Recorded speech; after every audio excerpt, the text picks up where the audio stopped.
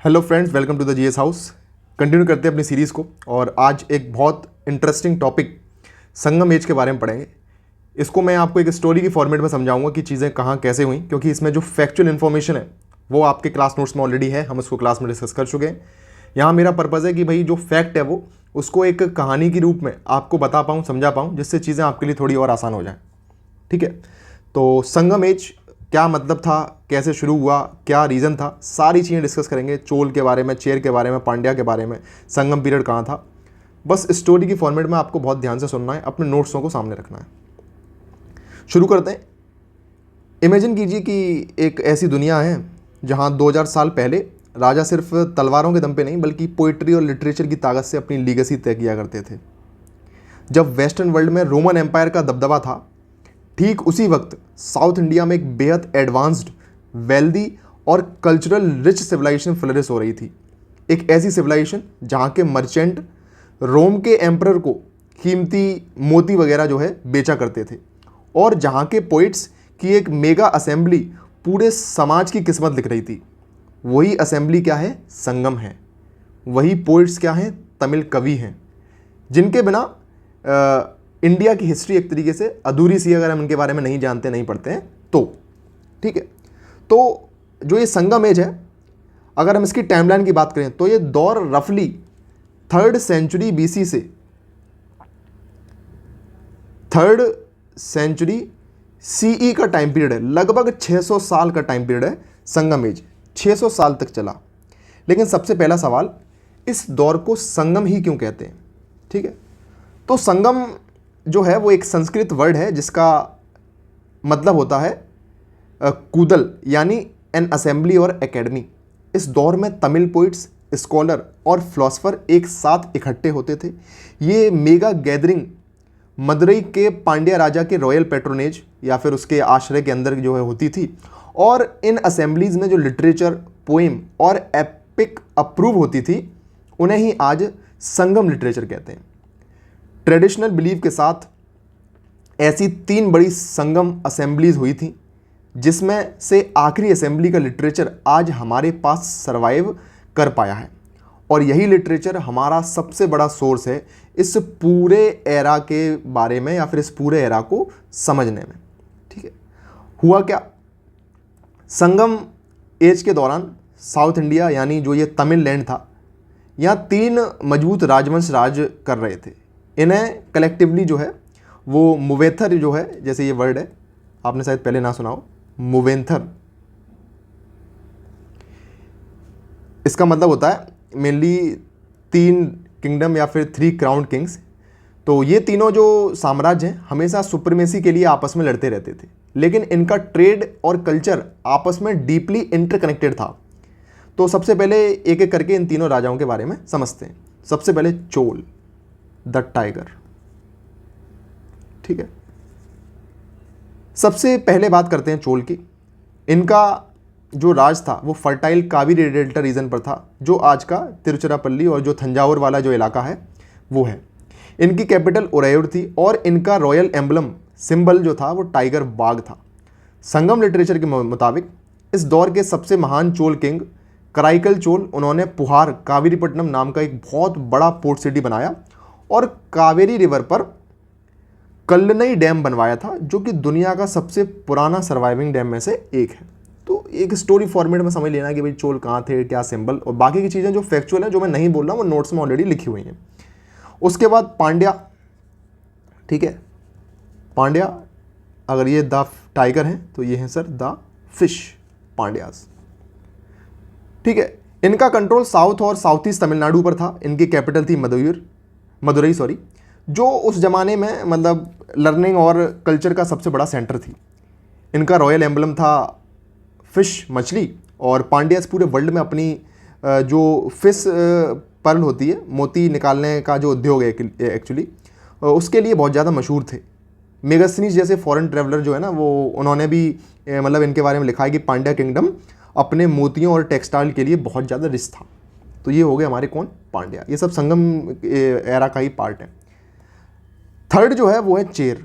अब देखो अगर भूल जाओ कौन कहाँ पे था, चेर में ERA आता है और केरला में भी ERA ये आता है। ERA केरला में आ रहा है, ERA चेर में आ रहा है। तो जो चेर था वो केरला के साइड में था, चोल तो आपको पता है भाई आंध्रा वाला रीजन है, और पांड्या आपका क्या है, मदुरई तमिलनाडु वाला रीजन है। ठीक है, बात करते हैं चेर की। तो जो आज का केरला और तमिलनाडु का जो वेस्टर्न पार्ट है उस रीजन में ये रूल कर रहे थे, और इनका जो कैपिटल थी वो वंजी थी, करूर जिसका नाम है, और इनका एम्बलम जो था वो तीर कमान था, बो एंड एरो। ठीक है, हाँ जैसे मैंने यहाँ पे लिखा है टाइगर फिश, तो यहाँ पे मैं लिख दूंगा क्या, bow and arrow, bow and arrow. ठीक है, तो चेर जो थे इनका कंट्रोल वेस्ट कोस्ट पे ज़्यादा था। इस कोस्ट का नाम क्या है बताओ, कोरोमंडल है या फिर मलाबार है, आपको बताना है। ठीक है, उसके बाद चेरा का जो कंट्रोल है ये हमें वेस्टर्न पार्ट पे तो देखने को मिल ही रहा है, साथ साथ जो मैरीटाइम ट्रेड है वो इनका बहुत अच्छा था, बहुत अच्छा होल्ड था इनका। एक किंग था इनका सेंगुत्तु वन, वो इस डायनेस्टी का सबसे फेमस रूलर जो है माना जाता है, जिसने पत्नी कल्ट जो है, कन्नगी की जो पूजा है उसकी शुरुआत की थी। और कन्नगी की क्या कहानी थी, कैसे क्या, वो हम ऑलरेडी जो है क्लास में डिस्कस कर चुके हैं। ठीक है, उसके बाद अगर हम बात करें तो भाई संगम एज की सबसे जो खूबसूरत बात है वो यहाँ का सोशल स्ट्रक्चर और यहाँ का नेचर के साथ जो इनका कनेक्शन था वो है। संगम लिटरेचर में पूरी ज़मीन को 5 अलग अलग इकोलॉजिकल जोन्स में डिवाइड कर दिया गया था, जिसे मतलब पंच तिनाई कहा जाता था, और हर थिनाई का अपना एक अलग ऑक्यूपेशन, अलग लाइफस्टाइल, यहाँ तक कि एक अलग गॉड और ह्यूमन इमोशन होता था। ठीक है, तो जो पंच थिनाई है इसमें जैसे एक वर्ड आपको देखने को मिलता है जिसको बोलते हैं कुरिंजनी। कुरिंजनी का मतलब होता है माउंटेन रीजन। ठीक है, उसके बाद एक वर्ड यहाँ पे देखने को मिलता है मुल्लई। मुल्लई का मतलब होता है पेस्टोरल लैंड, मतलब ये फॉरेस्ट और ग्रासलैंड का एरिया था, यहाँ के लोग पशुपालन वगैरह करते थे। एक वर्ड होता है मरुथम। मरुथम ये थे एग्रीकल्चरल प्लेन्स, यहाँ सबसे फर्टाइल सॉइल वगैरह देखने को मिलती थी, ये सारी चीज़ें। एक वर्ड होता है नीथल, NEITHAL, नीथल, इसका मतलब है कोस्टल एरिया, तटीय जो क्षेत्र था, समुद्र के किनारे वाला जो एरिया था वो। और लास्ट में वर्ड है पलई। पलई का मतलब होता है डेजर्ट वगैरह एरिया, सूखा और बंजर इलाका। ठीक है, और आपको पता है कि आज के प्रेजेंट टाइम में जो ये तमिलनाडु वाला रीजन है यहाँ पे हमें रेड डेजर्ट देखने को मिलता है, क्योंकि जो मतलब मानसून आता है तो मानसून में जो हमारी बे ऑफ बंगाल से जो ब्रांचेस आती हैं वो इसके पैरेलली निकल जाती हैं इस तरीके से, तो इस रीजन में पूरा डेजर्ट डेवलप हो गया, रेड डेजर्ट। ठीक है, यहाँ आप देखोगे तो आपको पता चल जाएगा। अब इसके बाद जो है बात करते हैं कि भाई संगम एज की इकोनॉमी और उनका ग्लोबल ट्रेड नेटवर्क कैसा था। संगम एज जो है वो भारत को एक बहुत नई ऊंचाइयों पे जो है ले जाता है, और आज के समय पे भी अगर इंडियन हिस्ट्री की लीगेसी की बात करें तो उसमें संगम एज एक अलग छाप को छोड़ता है। इनका सबसे बड़ा जो ट्रेड पार्टनर था वो रोमन एम्पायर था। रोमन एम्पायर को इंडियन पेपर जिसे काली मिर्च कहते हैं इतनी पसंद थी कि उसे संस्कृत में उन्होंने यवन प्रिय, यवन की पसंद जो है कहा गया है। ठीक है, तो पेपर के अलावा रोम में इंडियन सिल्क, पर्ल, ये सारी चीज़ें, आइवरी वगैरह भी बहुत ज़्यादा डिमांड में थी। बदले में रोमन मर्चेंट इंडिया में क्या लेकर आते थे, वो आते थे बड़े बड़े जहाज में भर भर के गोल्ड कॉइन्स, जिसे ऑरी कहा गया है, AUREI, ये लेके आते थे। सिल्वर और हाई क्वालिटी वाइन वगैरह लेके आते थे। साउथ इंडिया के अलग अलग हिस्सों में जैसे अरिकामेडू, कोयम्बटूर में हज़ारों की संख्या में रोमन गोल्ड और सिल्वर कॉइन्स मिले हैं। अरिकामेडू जो पुदुचेरी के पास है, एक बहुत बड़ा रोमन ट्रेडिंग सेटलमेंट और पोर्ट हुआ करता था। इसी तरह वेस्टर्न कोस्ट पर मुजेरिस, ये PYQ है भाई, MUZERIS, मुजेरिस जो है केरला में, ईस्टर्न कोस्ट में। पोहार सबसे बिजी पोर्ट जहाँ हर वक्त विदेशी जहाज खड़े रहते थे। संगम पॉइंट्स में लिखा है कि यवन, ग्रीक या रोमन्स को यवन बोला गया, अपने बड़े जहाज़ों से आते थे और सोना देकर काली मिर्च ले जाते थे। सोच रहे हो क्या लीगेसी मतलब हुआ करती थी इस टाइम पे संगम पीरियड की।